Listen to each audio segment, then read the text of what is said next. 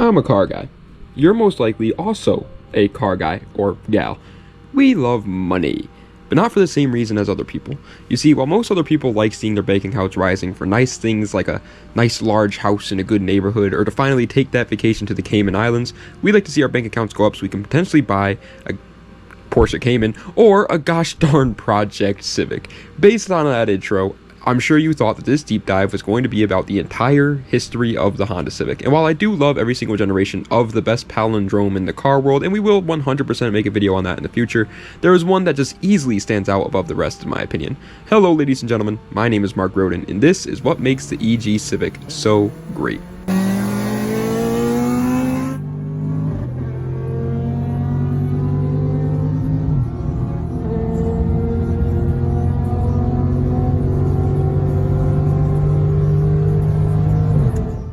I wish I could just immediately start glazing the EG Civic for its incredible performance per dollar ratio, but I like to make these videos to hopefully teach people about the small things that make cars so great as well. So the first thing we need to do is go over the history of Civic as a whole, but don't worry, we're not going to waste too much time. Again, we'll save that for the Honda Civic deep dive. We'll just give you the cliff notes. If you don't care, in the meantime, you can click that wonderful subscribe button, since over 80% of you guys forgot to do that quite frequently. Pretty much to sum it all up though, Honda came out with the Civic in 1972, and right from the very start, it was pretty much just a household name overnight. They are and always have been one of the best cars the world has ever gotten, and are one of the extremely rare instances where a car appeals to both the mainstream basic consumer and the car guys. And the reason for that is quite simple. They're extremely light.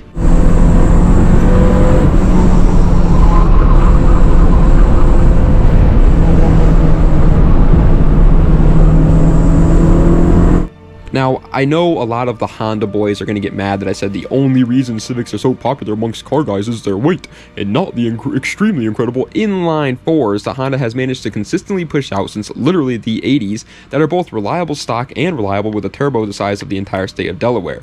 Or the addition to VTEC to make these extremely good inline fours even better, and to basically have a built-in turbo from factory without actually having a turbo from factory. But that's because the Civic was already popular without all that. All that stuff did was make the car even better. So since the Civic was already incredible without VTEC and incredibly reliable inline fours, it's safe to assume that the first Civic to come with all that stuff was going to be absolutely insane, right? Do you not see where I'm going with this yet, you big old goober? Roll the gosh darn commercial. Powerful. Smooth. It's VTEC engine. Yes, Civic. Yes, Ferio. New Civic and Ferio 登場。週末はホンダプリモへ。The EG Civic is the 5th generation of the wonderful Honda Civic we all know and love, and at the time of release in 1992, it was just that. Really quickly, before we talk about that though, I do have to address the elephant in the room before the Honda guys roast me over an open fire like Michael Rockefeller. Don't look up Michael Rockefeller, by the way, if you got a weak stomach. That story is, dude, that story scares me, and it's like, I don't really get scared about a lot of real life stuff. But either way, the EG Civic is just its most commonly referred to name within the car community. And since I am a YouTuber who needs to worry about getting views, and the best way to do that is to appeal to the widest crowd or audience, I will be referring to it by that name for algorithm purposes and just to keep it simple. But technically speaking, the term EG is just the chassis code for the hatchbacks of this generation. Every generation has different chassis codes, and within those generations, even the body styles will have different chassis codes as well. The sedan 5th gen Civic goes by EH, and the coupe 5th gen Civic is the EJ Civic. It gets even more in depth when you start to bring up trim levels, and each trim level has a different number next to the name, but we're not going to go that far. That's just really confusing. Either way, like I said probably 2 minutes ago now because I'm the mayor of Yapsville, when this car came out, it was not really received very well, especially here in the States. Sure, the car sold well here at right around 50 to 60,000 models sold every single year, but the reason why we love it today and why you're probably watching this video is not the same reason that they loved it back then. Americans bought the car because it was a cheap, affordable economy car right after America was recovering from a horrible gas crisis that left gas guzzling V8s crippled. But not a single soul in the States at the time were talking about the EG Civic for the reason they should have been. The car was a little rocket ship.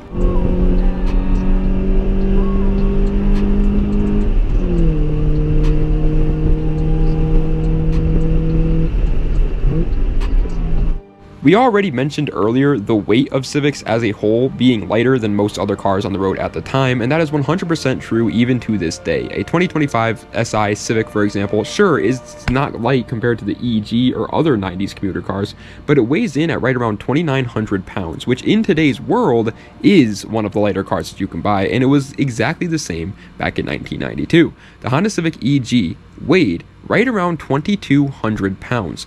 That is ridiculously light, ladies and gentlemen. For example, the NA Miata, which is a lightweight car even in the 90s standards, weighs almost exactly the same as the EG Civic, but the Miata has less interior stuff to it, which means that it's got less weight reduction. I mean, it's basic math, ladies and gentlemen. Like, don't get me wrong. I know the vast majority of us heard 2,200 pounds and our eyes lit up the second we realized how light that truly is.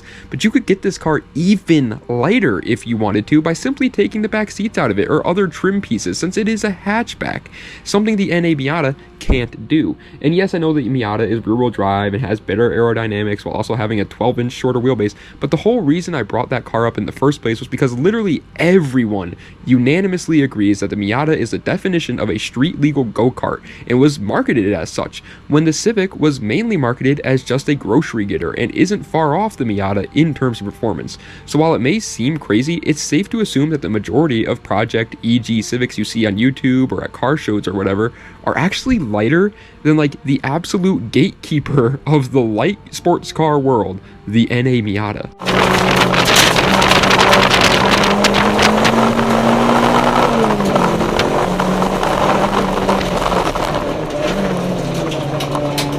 Now, I hate to be the bearer of bad news, but all good things must come to an end, and with the EG Civic, that happens to be at the horsepower numbers. Yes, your car can be as light as you want, but without enough horsepower or torque, your car will only be fun in the corners, and we can't have that. The EG Civic had different horsepower numbers depending on which trim you get, obviously, but the most common one you will come across is the DX and LX trims, which both came with the D15B7, a 1.5-liter inline-4, making only a measly 102 horsepower in USDM, models. Any other trim and the horsepower will be even less, at right around 70 horsepower.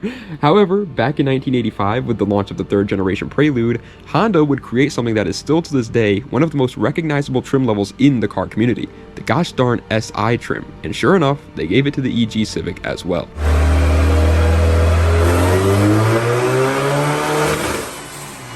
That's right, partner. They would, of course, bring the SI trim over to the EG Civic when the car was first launched. And sure enough, it was everything that made the base models great, but now with a little bit extra oomph in its step. It came with a D series, but this time it was a D16 Z6, which was obviously a 1.6 liter inline-4, making it very respectable for its size, 125 horsepower. The Miata at the time only had 10 more. The horsepower was finally enough to make this car relatively fun no matter what part of your drive home you were on, but the upgrades to the SI model didn't stop there. The car now came with disc brakes instead of drums in the rear, a sunroof, cruise control, paint matched door handles, and other previously plastic bits. That is a tongue twister, wow.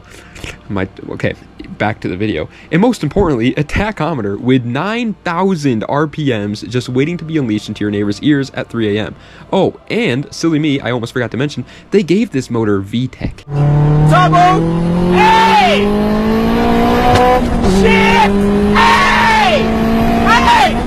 Hey! Matty! Oh, this is sick! I'm back in my element! Now, listen, I'm not even going to lie to you guys. I'm not smart enough to understand how VTEC works. I've tried time and time again, but my little pea brain is just not capable of processing that information for some reason. But basically, all you need to know is that it makes you feel like you have a turbo without actually having a turbo. Basically, when you start to reach the higher RPMs, instead of dropping off in power like most naturally aspirated cars, the car actually goes even harder than at lower RPMs. It's something you truly have to experience for yourself to understand why car guys love it so much. Like, don't get me wrong, muscle cars are super cool, but you don't need to drive one to understand why a muscle car is cool. But the first time I drove a Honda with a VTEC motor, I knew I wanted one immediately after, and that's the exact reason why I have my Integra now. And I know I said earlier that the base model EGs without VTEC and only pushing 100 horsepower weren't enough, and I stand by that, but luckily for us, Honda made a ridiculous amount of motors that were all extremely small, and most of which were more than enough horsepower. So the EG Civic is a perfect candidate for an engine swap in the base models. It's not rare in the slightest bit to see an EG Civic with a B series or K series under the hood, and for good reason. Those motors are, simply put, I know hot take territory coming in here, but better than the D series for both making power and power out of the gate, most of which also came with VTEC, whereas the base model EGs did not.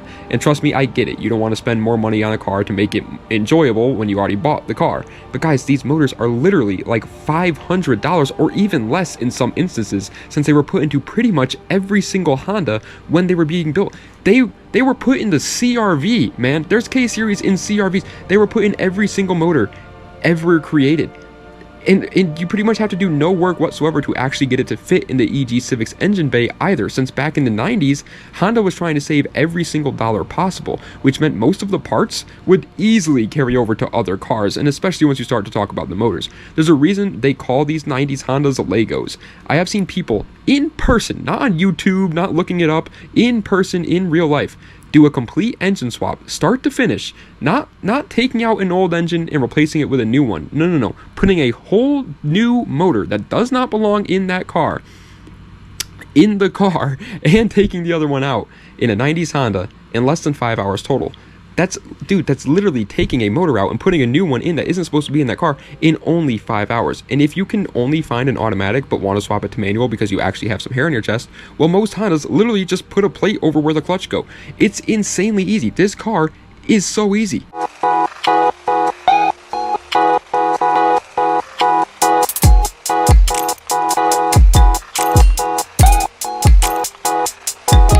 The EG, or 5th generation Honda Civic, is simply put a perfect car.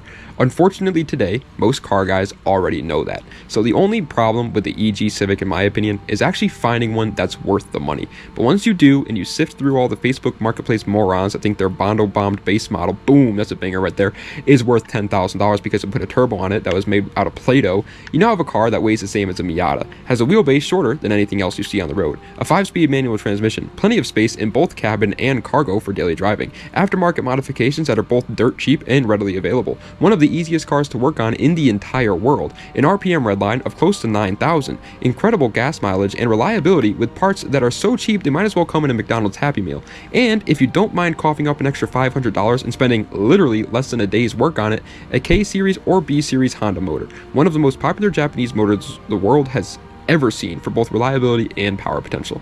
You get the gosh darn holy grail of cars, and all it takes to get absolutely hooked on everything Honda is an EG Civic, 300 horsepower, and some canyons. And that, my friends, is what makes the Honda Civic EG so great.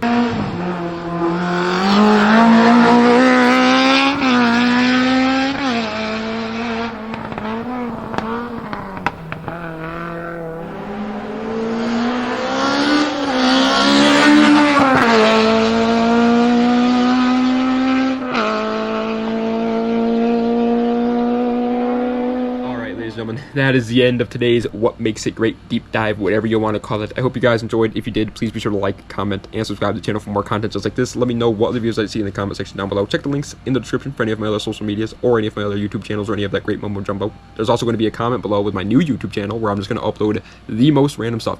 One day I'll maybe upload a gameplay video. That's what it's mainly going to be, I think, but I'm not sticking to any sort of theme. It's just literally just a channel that I made for fun. The next day I might upload ranking nail polish colors. Who knows? It's going to be the most random stuff of all time on that channel. So if you guys are interested, it's going to be in the comments below. It's called Giggity Plays. I will be commenting below, and it'll be down there. But yeah, that's it. I mean, dude, we're getting the deep dives out pretty frequently. At least I hope so. I'm recording this on September 27th. Have all the background clips. But the problem isn't that. I don't mind making the scripts. I don't mind recording it. I don't mind getting the background clips that much. My problem, my big thing that I hate the most about making deep dive videos, and the reason why they take so long to get out, is the editing. I suck at editing, and I want it to be perfect. And even when I get it to a point where I upload it, I still don't think it's perfect, and it still drives me nuts. And I check the numbers every single day because it's not good for my mental health, is what I'm trying to say when it comes to editing deep dives. And that's the reason why it takes so freaking long for me to get these out, man. It just drives me nuts. So yeah, I'm recording this September 27th. It should theoretically be live on September 29th or so. But who knows? Whenever you guys are seeing this, man, that's how long it usually takes me to get the motivation to actually edit one of these deep dives, because I just freaking, it takes so long and I suck and it drives me nuts. I've tried finding editors before, but they just don't have they have better editing skills than me, don't get me wrong, but they don't have my like sense of humor. And I like having my sense of humor in my videos, man. They're my videos, you know? And so I like to, like, I don't know, I like to make it like Mark Roden. And if it's not Mark Roden editing it, so far I haven't been able to find somebody that can replicate that pretty well, and it's a little unfortunate. But either way, yeah, that is the end of today's video. Let me know what other deep dives you would like to see. I'm super open to any recommendations.